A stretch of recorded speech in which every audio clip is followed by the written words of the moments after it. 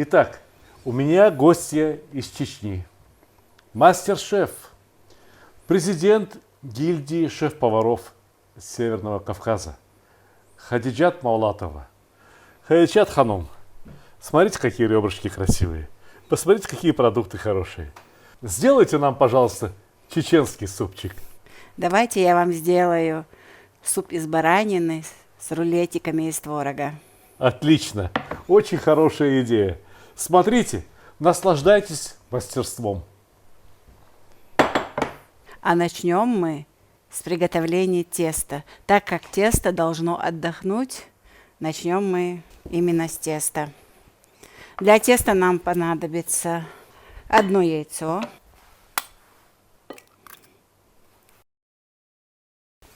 соль, немного масла,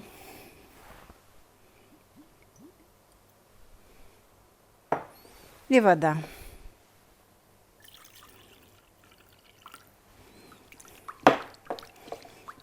Тесто должно быть тугим.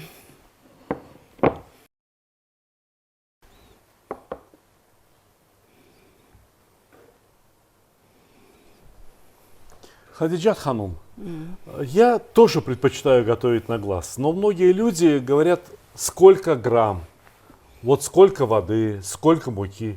Можете назвать хотя бы примерно? Конечно, 1 яйцо, где-то 200 грамм воды и граммов 300-350 муки. Все очень просто. На самом деле мука бывает разная, яйца бывают разного размера, погода бывает разная, влажность бывает разная. Поэтому лучше всего посмотрите глазами, каким должно быть тесто, каким оно должно получиться у вас. Уже руки сами чувствуют. Перекладываем на нашу доску и будем собирать. Тесто такое же. Можно и заварное тесто сделать. Такое же, как мы готовим на пельмени. Если говорить по-чеченски, такое же, как мы готовим на галушке. Хадиджат говорит, как мы готовим на галушке. И любой чеченской женщине сразу понятно, каким должно быть тесто.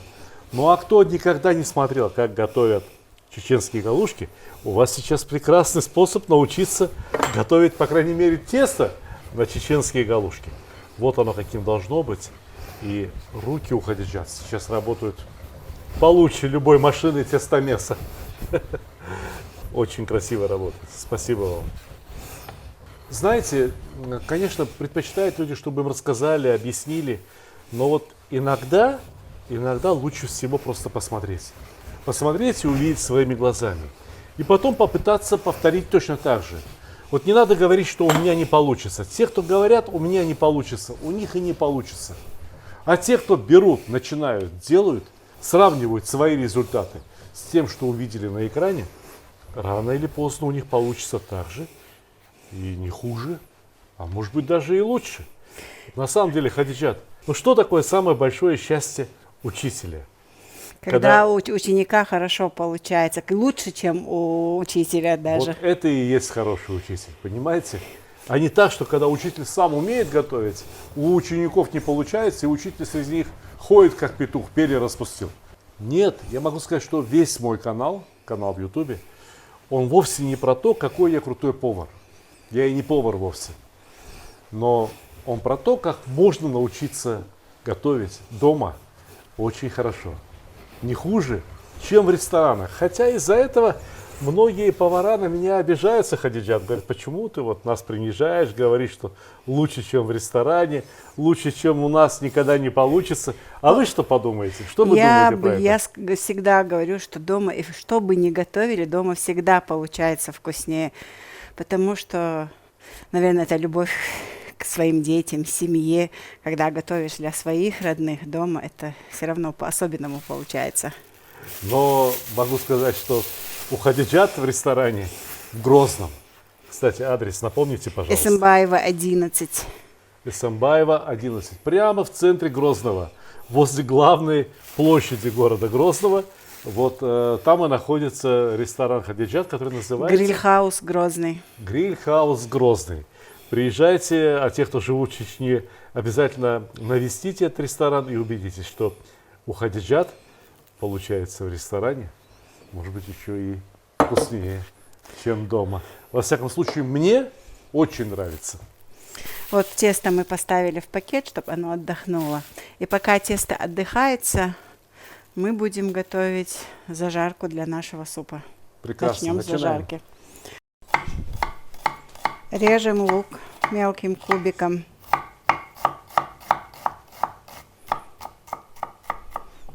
Когда люди говорят, что не получается, Сталик, это неправда.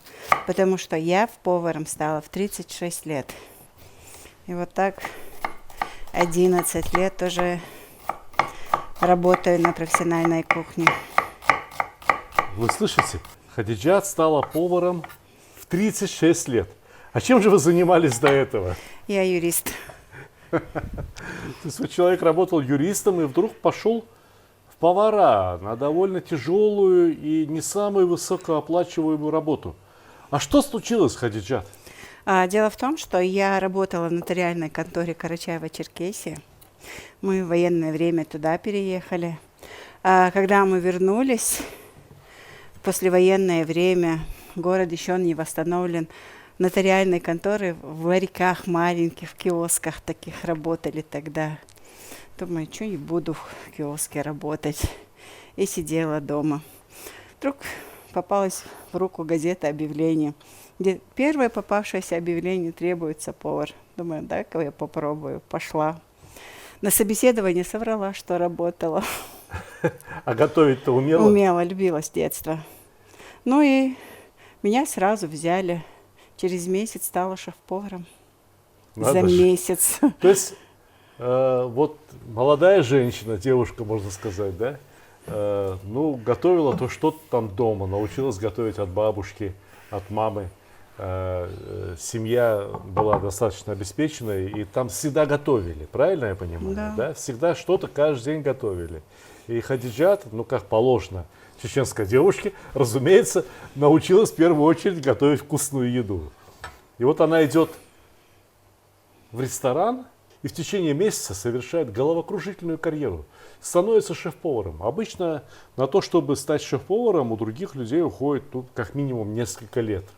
На самом деле Хадиджат прошла этот путь не за месяц, а за те годы, что она училась готовить в семье.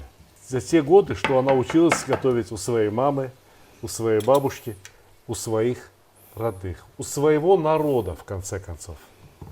Морковочку порежем. Да, лук у нас жарится, сейчас быстро добавим туда морковь. Это блюдо мы всегда готовила моя бабушка, прабабушка. Когда я родилась, моя мама училась в институте, и так получилось, что я выросла с бабушками. И то, что я у них взяла, вот до сих пор и осталось. Вот эти старинные блюда, которые сейчас мало кто готовит. На самом деле, конечно, чеченский народ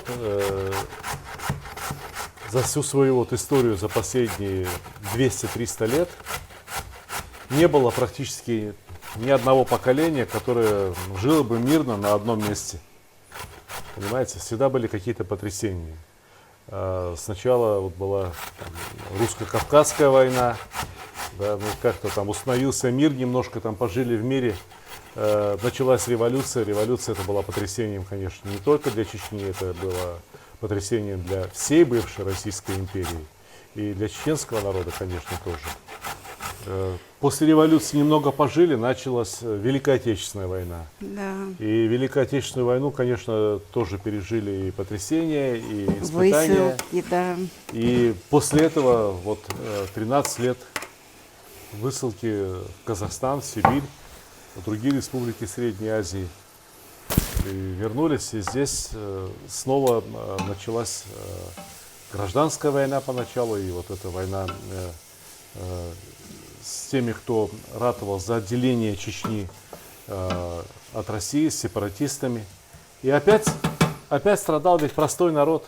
Понимаете? Ведь даже те, кто никаким образом не брали оружие в руки и не участвовали в боевых действиях, все равно страдали. И я думаю, что если чеченский народ хотя бы на протяжении 3 поколений не увидит ни войны, ни потрясений, то это будет уже совсем-совсем другой народ, во-первых. А во-вторых, чеченская кухня станет совершенно иной. Потому что задатки у этой кухни очень богатые. Потому что природа в Чечне идеальная. Здесь есть и горы, здесь есть и равнины, здесь есть реки. Там очень хорошее солнце, очень хорошая плодородная земля. Народ любит работать. Поэтому кухня в Чечне, я ожидаю от нее еще очень больших чудес. И кухня имеет огромные перспективы для развития. Да, и как раз я пытаюсь популяризировать нашу кухню как среди рестораторов, так и местного населения. Еще пропагандирую использование во всех, даже в современных блюдах, именно аутентичную кухню совмещать, ну, типа фьюжена, и локальные продукты использовать. Потому что локальные продукты наши, они очень высокого качества, и результат, конечно, получается идеальным. Давайте заглянем в кастрюльку, я сфотографирую. Ведь мы сейчас не просто снимаем кулинарный ролик, мы сейчас работаем над кулинарной книгой, над книгой о чеченской кухне. Книгой, с которой мы собираемся завоевать призовые места во Всемирном конкурсе кулинарных книг.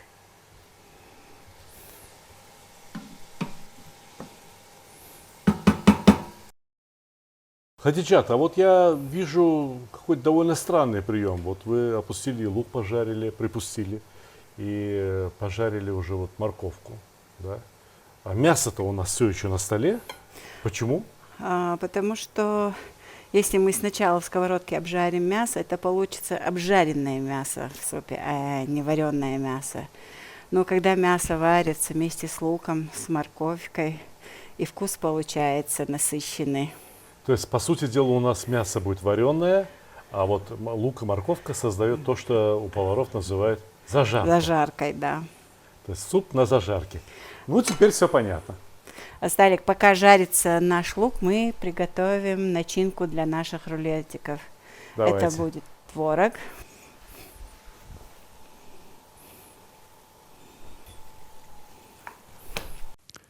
Моя самая новая книга называется «Сталик Видеобук». И я хочу вам рассказать об этой книге.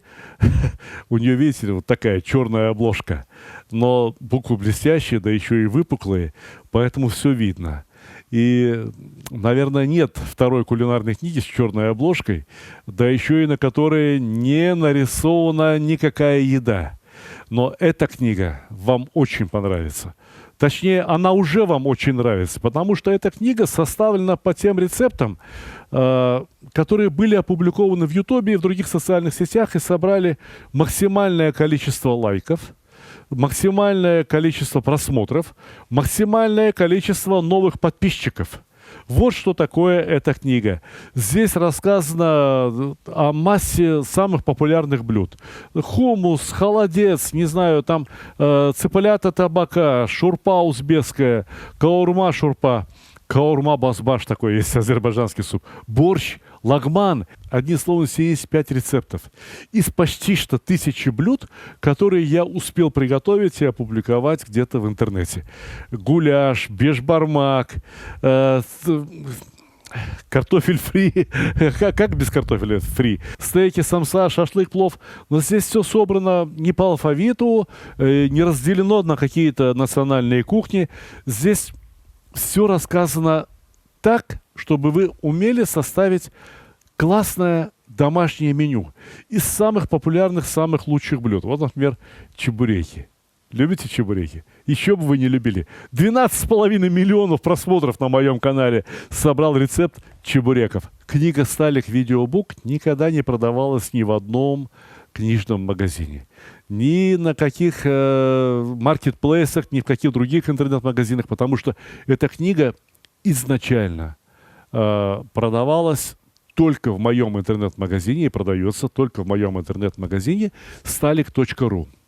Если вы закажете эту книгу с автографом, пожалуйста, мы упаковываем все книги как следует. И если вы закажете несколько книг вот из этого набора, то, может быть, одну книгу получите вообще бесплатно.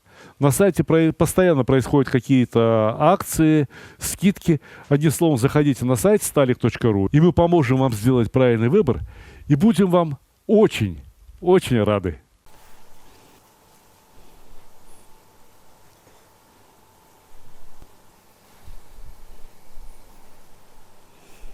Такое необычное сочетание творога и чеснока. Мы в творог будем добавлять чеснок. Мы натираем чеснок на мелкой терке. А может быть, можно было бы через чеснокодавилку пропустить? Можно и кому как удобно. Чеснок у нас в Чечне очень любят. Он идет почти во всех блюдах. И соус с чесноком, все супы с чесноком. И у нас на завтрак утром едят творог со сметаной и со свежим чесноком. Это завтрак горцев. И с домашней лепешкой. А Сталик, вот всегда говорят, если хочешь, чтобы мясо было вкусным, мясо закидывать в горячую воду. А если чтобы бульон вкусным, то холодную воду. А как вы относитесь ко всему этому?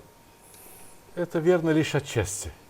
Да. Это верно лишь отчасти. Если бы я готовил суп без зажарки, то, конечно, я бы опустил мясо и нагрел бы мясо вместе с водой.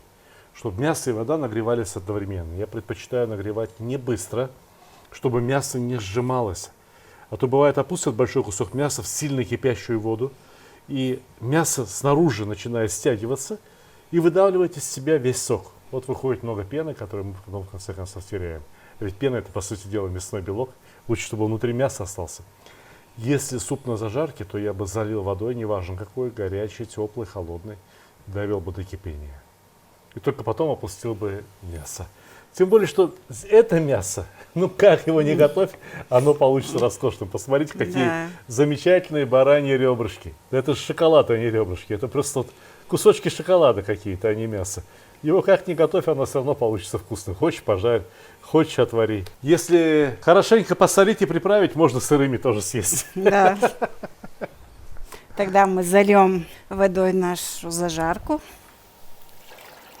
И подождем, пока вода разогреется. Хадиджат, вот сейчас, когда вы залили воду, я понимаю, что в принципе-то можно было бы, наверное, изделие из теста и творога прямо здесь варить.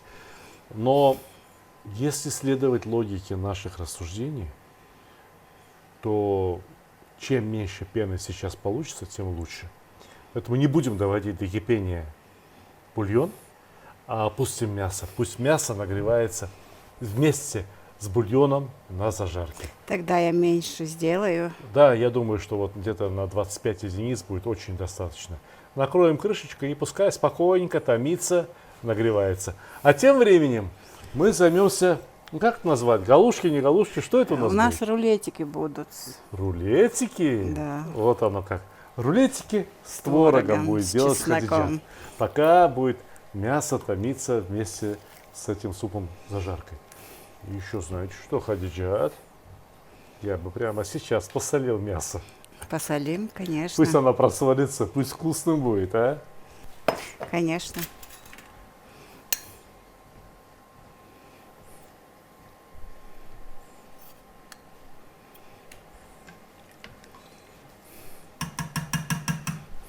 И накрываем крышкой. Пока варится наше мясо, мы будем готовить рулетики с творогом. Нарежем тесто на мелкие кусочки, чтобы рулетики получились не совсем крупными.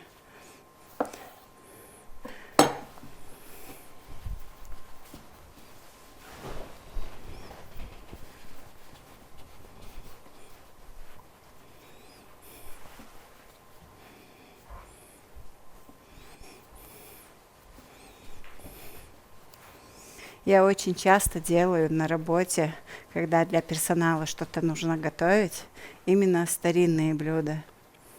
И все потом спрашивают, откуда ты все это помнишь. И на самом деле иногда бывает обидно, что профессиональные повара вроде бы не помнят свою кухню. Поэтому так и началась идея написания книги. Спасибо Сталику, что поддержал, помог. Без него я бы точно не справилась. Мы сделали заготовки, закатали шарики из теста и будем тонко раскатывать сейчас.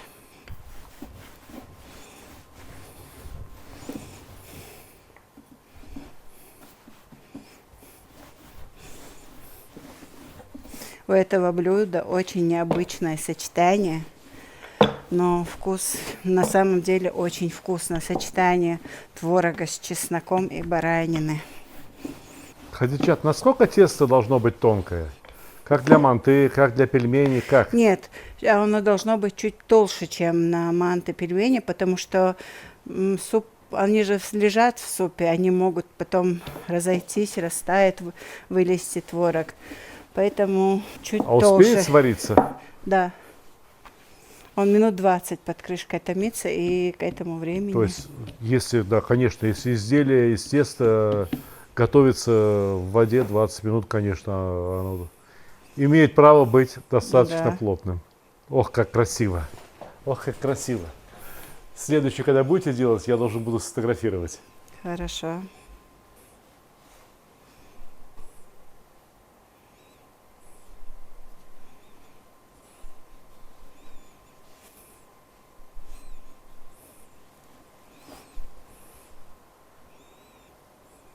А края залепили, то есть свернули, Да. как конфетку обернули, да, и края залепили. И мы их порежем. Сейчас или потом? Потом все сделаем и порежем, когда будем закидывать.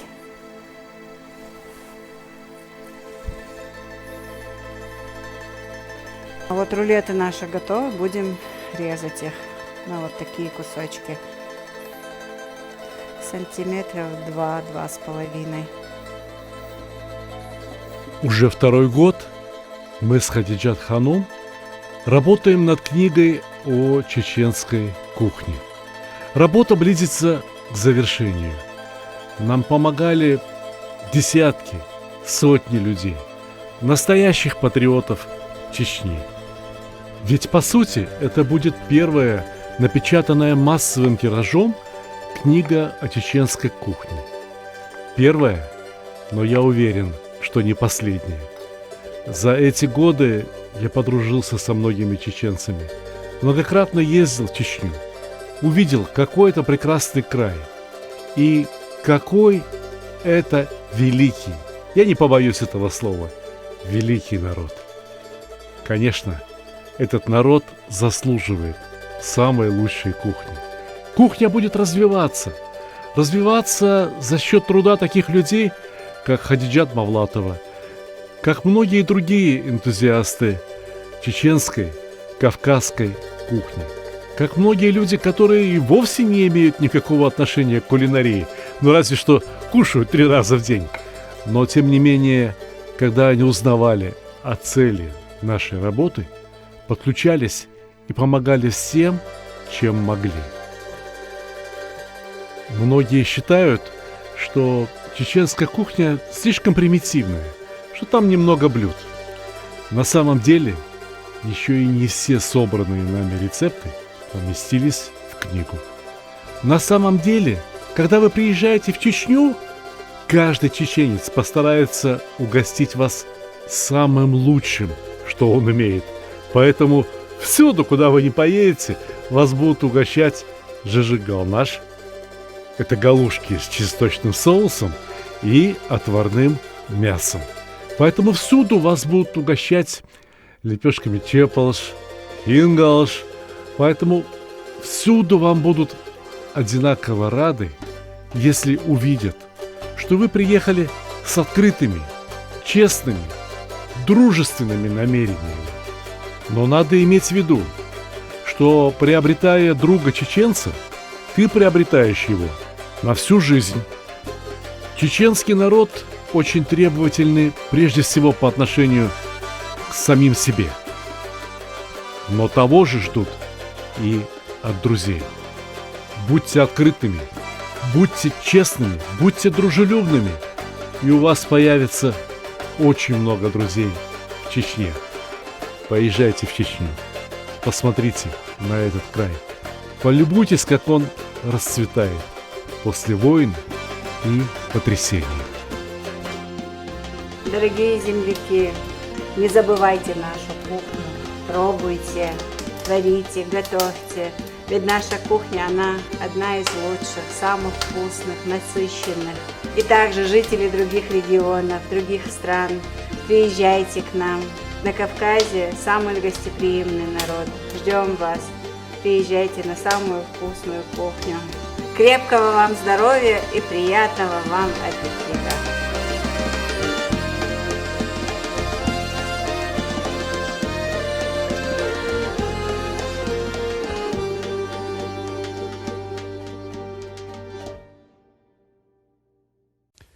Счастье кулинара. Знаете, почему я так назвал эту книгу?